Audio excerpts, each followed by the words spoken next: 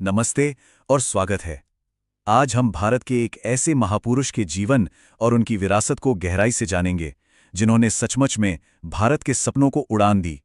जी हां, हम बात कर रहे हैं डॉक्टर एपीजे अब्दुल कलाम की। तो चलिए शुरू करते हैं।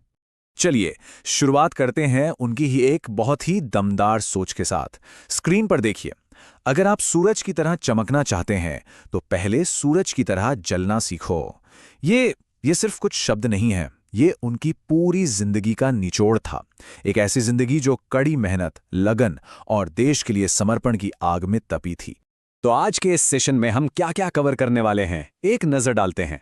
पहले हम उनकी साधारण शुरुआत को देखेंगे, फिर समझेंगे कि वो मिसाइल मैन कैसे बने, वो जनता के राष्ट्रपति क्यों कहलाए, उनके विजन 2020 और पूरा मॉडल को समझेंगे, और आखिर में बात करेंगे उनकी उस विरासत की जो आज भी हम सबको प्रेरणा देती है। तो हमारा पहला सेक्शन है एक असाधारण शुरुआत।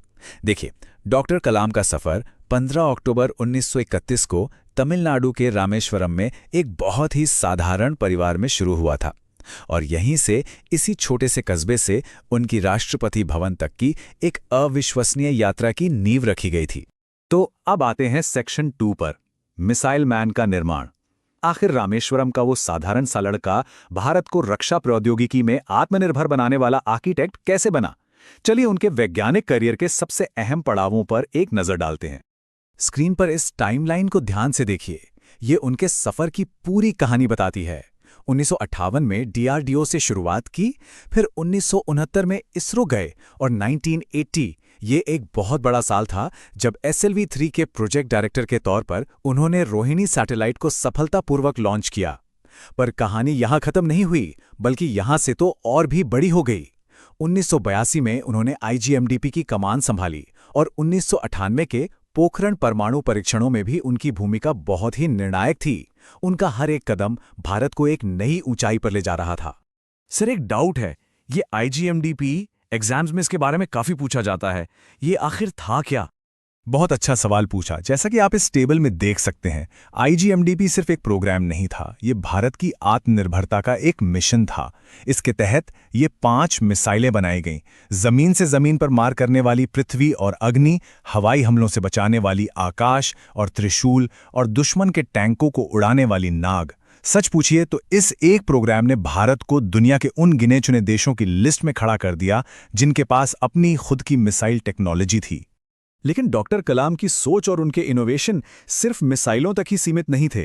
उनकी वैज्ञानिक काबिलियत का एक बहुत ही गहरा, एक मानवीय पहलू भी था। जरा इस नंबर पर गौर कीजिए, 350 ग्राम।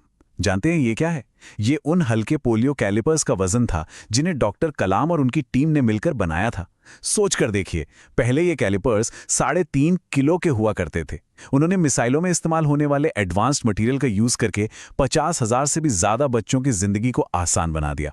ये आम आदमी के लिए विज्ञान वाले उनके विजन का शायद सबसे बेहतरीन उदाहरण है। और एक और उदाहरण देखिए, कलाम राजू स्टेंट। उस जमाने में जहां विदेशी स्टेंट की कीमत बहुत ज्यादा हुआ करती थी, वहीं इस स्वदेशी स्टेंट ने लागत को लगभग 1/4 कर दिया, और देखते ही देखते करोड़ों लोगों के लिए सस्ता और अच्छा इलाज एक हकीकत बन गया। अब आते हैं हमारे तीसरे सेक्शन पर, भारत के जनता के राष्ट्रपति।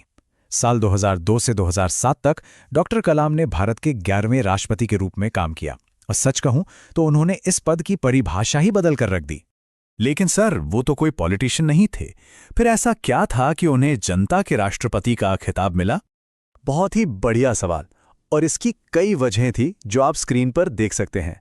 सबसे पहले तो उन्होंने राष्ट्रपति भवन के दरवाजे आम जनता के लिए खोल दिए, जो पहले कभी नहीं हुआ था। उनका पूरा का पूरा फोकस हमेशा युवाओं से मिलने, उनसे बात करने और उन्हें प्रेरित करने पर रहता था। वो किसी राजनीति से नहीं जुड़े थे, इसीलिए हर पार्टी के लोग उनका सम्मान करते थे। उनकी सादगी ऐसी थी कि वो हर आम इंसान से जुड़ जाते थे। और सबसे बड़ी बात, उन्होंने राष्ट्रपति पद का इस्तेमाल सिर्फ शासन करने के लिए नहीं, बल्कि पूरे देश को सिखाने और प्रेरित करने के लिए किया। हमारा चौथा सेक्शन है विजन 2020 और पूरा मॉडल। राष्ट्रपति रहते हुए और उसके बाद भी डॉक्टर कलाम के दिमाग में बस एक ही चीज चलती थी, भारत का भविष्य। और इसके लिए उन्होंने एक बहुत ही क्लियर रोड मैप भी तैयार किया था।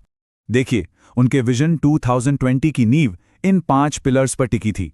जैसा कि आप टेबल में देख सकते हैं, कृषि, शिक्षा और स्वास्थ्य, इंफॉर्मेशन टेक्नोलॉजी, इंफ्रास्ट्रक्चर और डिफेंस और स्पेस जैसी क्रिटिकल टेक्नोलॉजीज। उनका मानना था कि अगर इन 5 क्षेत्रों में एक साथ मिलकर काम किया जाए तो भारत को एक विकसित देश बनने से कोई नहीं रोक सकता।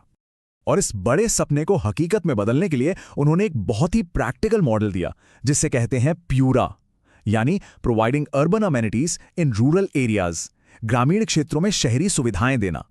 इस डायग्राम को जरा ध्यान से समझिए। पूरा का पूरा आइडिया 3 तरह की कनेक्टिविटी पर आधारित था। पहली, फिजिकल कनेक्टिविटी, मतलब अच्छी सड़कें और ट्रांसपोर्ट। दूसरी, इलेक्ट्रॉनिक कनेक्टिविटी, मतलब इंटरनेट और फोन की सुविधा। और तीसरी, नॉलेज कनेक्टिविटी, यानी अच्छे स्कूल, कॉलेज और अस्पताल। उनका मानना था कि जब ये तीनों चीजें गांव तक पहुंच जाएंगी तो गांव खुद ही शहरों जितने सक्षम हो जाएंगे और लोगों को काम के लिए शहर की तरफ नहीं भागना पड़ेगा। और अब हम आते हैं सबसे अहम हिस्से पर, सेक्शन 5, एक स्थायी विरासत। डॉक्टर कलाम का जो प्रभाव है वो उनके जीवन काल से कहीं ज्यादा बड़ा और गहरा है। डॉक्टर कलाम एक बेहद प्रभावशाली लेखक भी थे।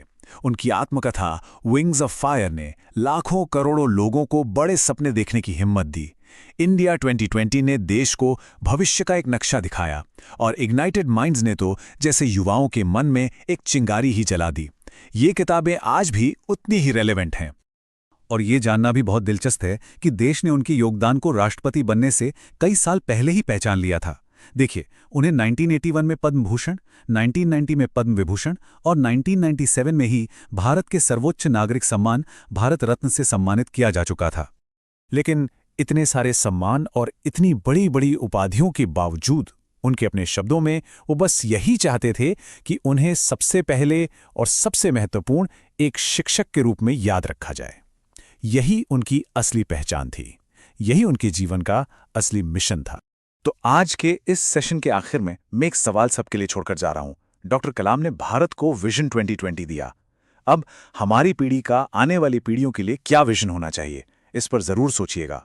अगर आपको आज का ये सेशन पसंद आया तो ऐसे ही और जानकारी से भरे लेक्चर्स के लिए लाइक, शेयर और सब्सक्राइब जरूर करें। मिलते हैं अगले सेशन में।